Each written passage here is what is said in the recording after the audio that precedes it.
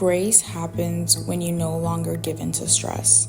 So if you're anything like me, right now I'm going through a transition season where I'm physically moving from one place to another, mentally, emotionally, spiritually, I'm evolving. And this time this move is permanent, which makes it so much more crucial than the last transition that I was in, because that was a temporary solution.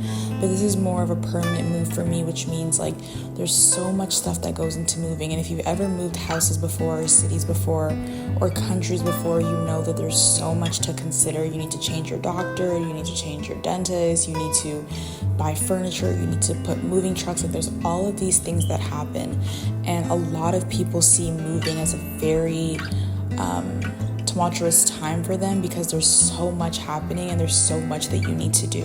And I'm in that season right now, and specifically I only really have like a month to get myself together, because then I'm working for 3 months and then I come back and I have like 15 days to move. So this time is the most crucial time, because whatever I don't get done right now, 15 days after I get back from my job, I have to get all that done, and I don't want to put that stress on myself. And so I've been, saying my petition to God and asking Him for help and asking Him to direct me, to guide me, and to provide for me. And in moments like this where God lives outside of time, but yet we live in a world that, is bound by time and everything moves according to time, it's very hard for us to get into this position where we trust God, because to God, 1 day is like 1,000 and 1,000 days is like one. But for us, we have this 24-hour clock, we have due dates and deadlines. But we have to understand that God understands that. Even though He lives outside of time, He understands that the fleshly world that we live in has time constraints and we have deadlines. Have you ever had a bill due and God paid it in the nick of time? God didn't have to pay it then. He could have paid it way before, He could have paid it way after, but God honors our requests, and He honors the fact that we do live in a world where, it's very different from heavenly life, right? But as we're on this earth right now, He prepares us for that heavenly life. And so I just wanted to tell you, the grace that you're looking for over this season, the grace that you're looking for over this assignment, this business idea, this job, whatever it is, it happens when you no longer give in to stress.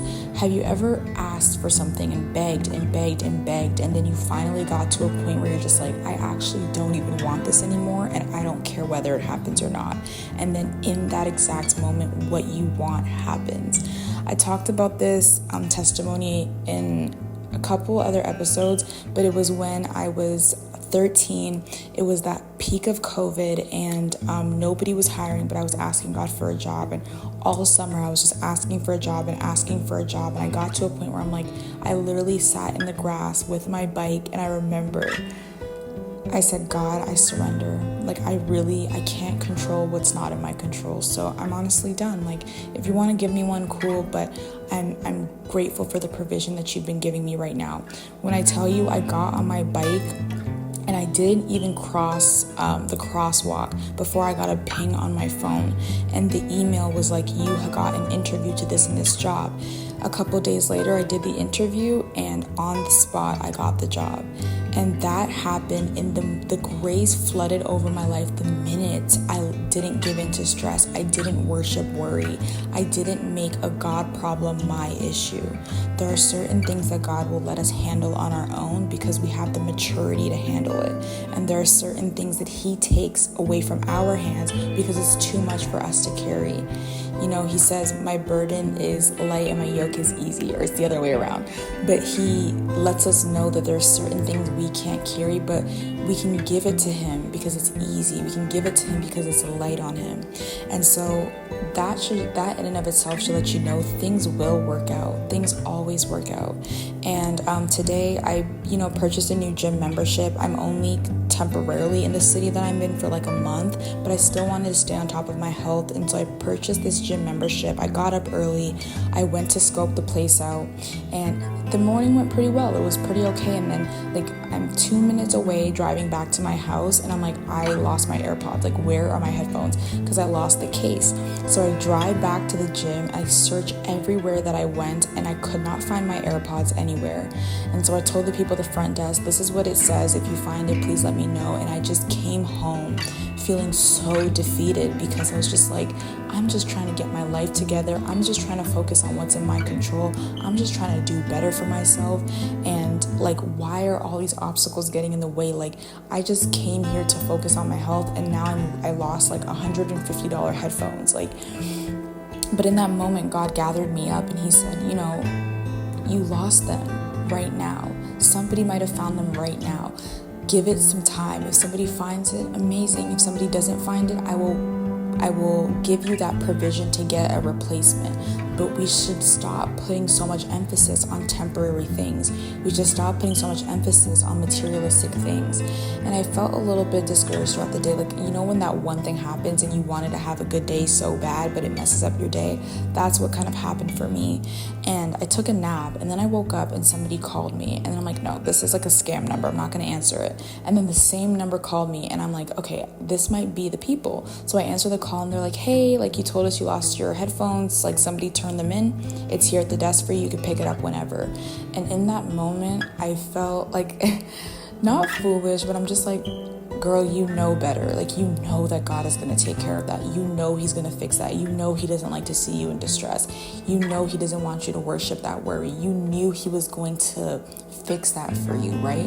And in that moment, my mind went to worst case scenario, but then I forgot that I serve such a good God that things have to work out for me just because I'm his child. And so that grace happened when I no longer gave into the stress. I actually had to surrender that, and I gave it to him. I'm like, you know what? This sucks, but you know my situation. You see everything. I pray whoever finds it has enough integrity to just give me my headphones back. And that's exactly what happened. And so the minute you release it, it happens. The minute you release whatever you're worried about, whatever you're stressed about, whatever you're uncertain about, it literally happens. And it's definitely easier said than done. And you might have to have multiple moments of release. Like, I'm not kidding you. Like, I literally talked to God about my headphones being lost 10 times in like the span of 1 hour. Like, talk to him as much as it bothers you, if that's what you need to do in order to release it. But the minute you release it and your heart gets into a posture of surrender, it happens for you immediately. I can't pay this bill. The minute you release it, you get a random check. I can't find a job. The minute you release it, you get 3 interviews lined up, because that's the God we serve. We focus so much on our human tendencies, on how, the economy is looking, or how negative and miserable people in real life are. But we keep forgetting the character of God, and that's why it's so important to know about him. It's so important to read his word. It's so important to get to know his tendencies, his ways, his thoughts, because they're far greater than ours. And so what godly waiting looks like is really just surrender. Surrender is going to be uncomfortable sometimes. It's going to be like awkwardly quiet.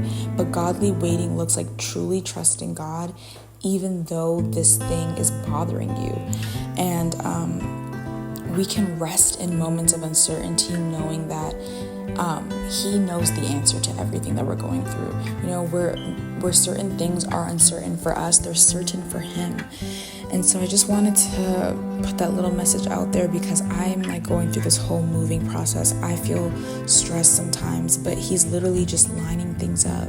And just when I think there can't be a possible way made for a situation that I have, he makes a way in that moment. Like, it's ridiculous how fast he moves on our behalf. And so that's why I could never deny him. I could never sit up here and act like he doesn't exist. I could never not have God be the center of my life. And I know a lot of people who aren't as close with God, from the outside looking in, see this as like, controlling or just overly obsessive. But when you have someone that just works on your behalf like this, who wants a relationship with you, who cares about the little things that worry you and that bother you, it's addicting to be in his presence. And know that whenever you do get in his presence, the grace that happens when you let go of stress will literally provide peace that surpasses all understanding. Like, the peace that I had in that moment when I lost it, I wanted to stress so bad, but there was just a peace over me to to know that anything and everything that I'm worried about, God sees it, and He's the Father that will take care of all of my needs.